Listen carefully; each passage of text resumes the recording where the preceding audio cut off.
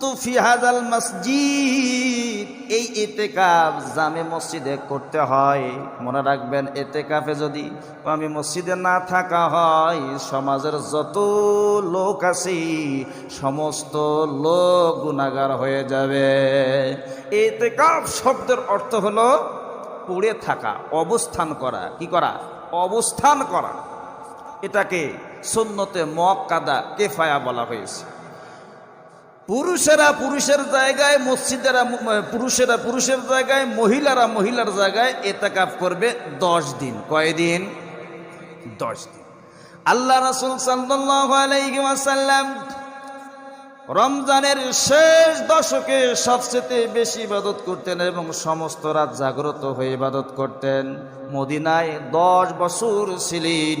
10 বছর যাবত ইতিকাফ করেছেন মসজিদে। সুবহানাল্লাহ।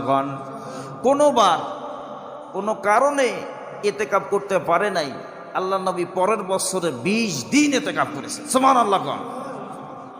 আমার ভাইয়েরা, মহিলারা বাসার মধ্যে একটা নির্ধারিত স্থান করে নেবে, ওই জায়গায় ইতিকাফ করবে।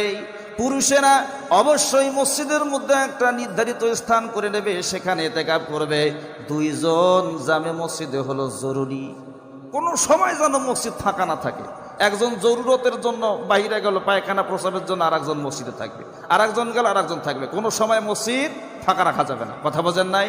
এই ইতিকাফের সওয়াব হলো, কোন ব্যক্তি যদি একদিনও আল্লাহর ঘরে ইতিকাফ করে, একদিনও ইতিকাফ করে,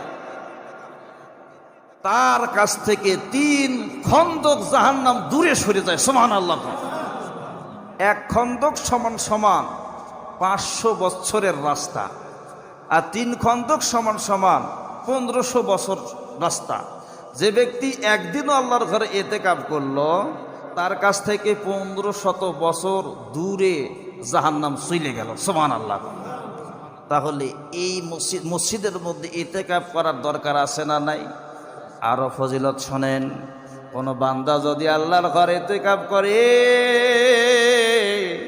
ইতিকাফে অবস্থান করে, তার আমলনামার মধ্যে 2টে হজ এবং 2টে কবুল হজের সওয়াব লেখা হয়। আল্লাহ আস্তে কোন।